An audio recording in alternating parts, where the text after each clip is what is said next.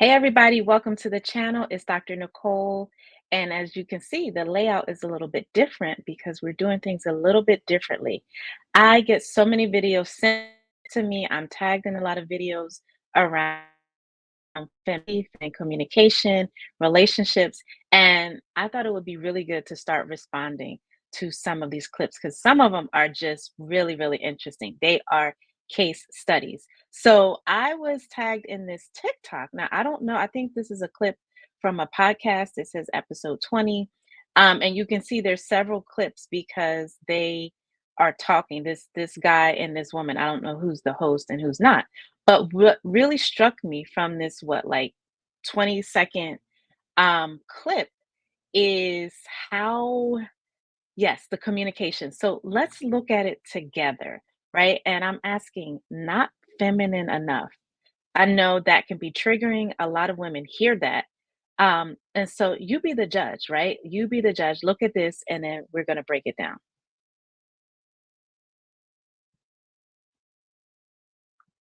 Too tough. I'm serious. You gotta, feminine. You a feminine looking woman. You beautiful. It's okay. Rest in your femininity. Oh, I'm always in my femininity. Well, rest in it. I never feel Cause like I have to be when you talk, when masculine. you talk about it on here, you be a little aggressive. No, I'm not aggressive.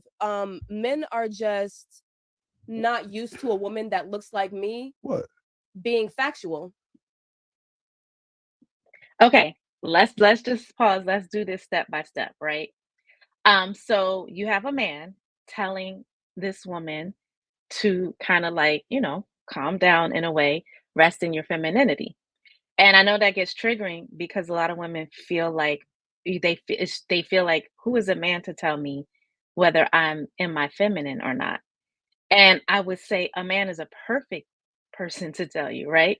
Just like a woman can tell when a man is in his masculine energy and she's able to reflect that back to him. So let's not discount, like, okay, does a man have a right to say that? He's sharing his observation. And especially from the perspective, sometimes when we can observe the opposite energy. So if he's masculine, he can observe what it feels like interacting with her the same way a woman can do the same thing. Now, she says something interesting, very beautiful woman. She says, men don't expect women like me to be, who look like me, to be factual. So it's setting up this idea that being feminine and being factual, um, they don't go together. And that, or if you look a certain way and you're factual, they don't go together, right? That's absolutely not true. I think what I observe that he's saying is that it's her delivery and her whole composure, her whole, like, her demeanor. And that's what I've been wanting to talk more about because the feminine energy, when we rest in our feminine, ladies, we are in a calmer state. It's actually better for our health and well being. And when we are pushed to a state where we're more tense, we're more combative, we're more on the defense, we're more in proving mode, then that is when we tend to be take on more masculine energy and it's observable. So again, she's right in that it has nothing, you can look a certain way. That doesn't mean you're in your feminine or not. And he's right in observing that it's not about how she looks, it's the whole delivery. Okay? So let's go on. They want women that look like me to be emotional and be like, "Oh, But you you don't. guys, this is You. how I feel and I just want to be." I don't think like that But because that's you think like that, you're going to get ran over your whole life. you. If I Okay. So she says a few things, right? She's contrasting being factual with being emotional, and and she's thinking that men are expecting her to be one over the other because of how she looks. Okay?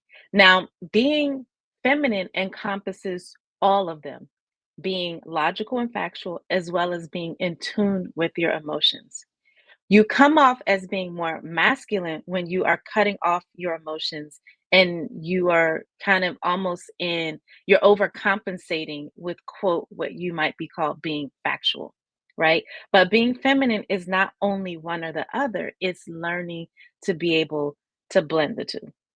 She also starts to say that um, something about being run over. So let's look at that because I think she's getting at a myth about femininity and feminine energy, which is that when you're in your feminine, you're vulnerable to being taken advantage of, that you're going to not be respected, you're going to be run all over, and it's not safe, basically, is what she's saying. So we're hearing that a lot of times when women aren't able to rest in their feminine, they are on defense mode. Okay. And we'll talk a little bit about that, but let's listen.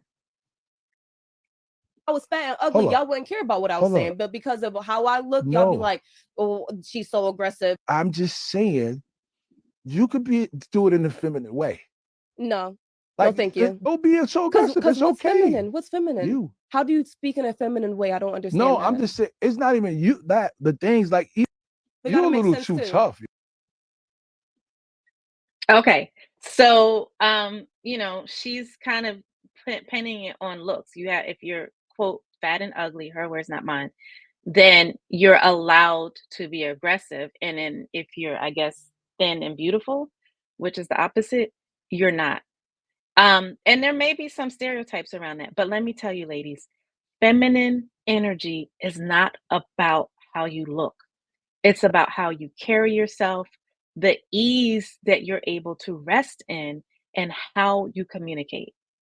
It doesn't mean you don't have a different opinion. It doesn't mean that everyone has to talk in the same tone of voice, but it is your delivery. So feminine energy and femininity is having more emotional intelligence to not always be so blunt and direct. Yes, it is what it is. And that's it. No, thank you. Right? That's very abrupt. And that's what he's referring to when he says aggressive. Now, it sounds like this gentleman is not really clear on exactly how to explain it, right? Because it's not so much about whether she has an opinion, um, or, whether or not somebody is aggressive, but it's like, what is it that is making her be on such the defense? And that is what people pick up on because communication is a dance, and especially feminine communication, right? You're able to understand the flow. And if you're just always going for the direct, the blunt, going for the jugular, I said what I said, it does come off as very masculine. Okay, ladies, it's not about the tone of your voice. It's not about not having an opinion. And it is certainly not about you allowing yourself to get run over. But it's the overall an energy is something you feel, right? Remember, you know how we all say positive vibes only, it's your vibes. So in general, it's also how someone feels in your presence. When you're on the defense, when you're trying to like make sure that you're protecting yourself, then that comes off as being overly it comes off as not being in your feminine. And we get it. We get why a lot of people have had to be like that. But here's the question. Are you willing to learn another way of resting in more ease, of communicating differently, of actually improving your overall health? Because when women, we are not built to be overly on the defense, not connected to our emotions, being deep in a protective mode all of the time. That's like we're in a fight or flight, right? And that's for men and women. We're not meant to be always in fight or flight. That's a protection for us, a protective mechanism, but we're not meant to always be in that. But certain situations and stresses and so forth have us operating in that mode. But once we get more awareness, especially ladies, we have to understand that when we are not connecting to our emotions, when we are not learning other ways to communicate and have healthy boundaries, but not barriers, when we're not doing those things, we're putting our health at risk because we are operating in an extremely uh, defensive mode that increases, and I was just watching a doctor talk about this, it increases our testosterone. And it puts us, especially Black women, we have high rates of testosterone because of the generations of stress that we've been under. So, really tapping into your femininity, and as people are saying now, resting in your femininity, it becomes an overall health issue. It becomes a relationship issue, but it also becomes a health issue.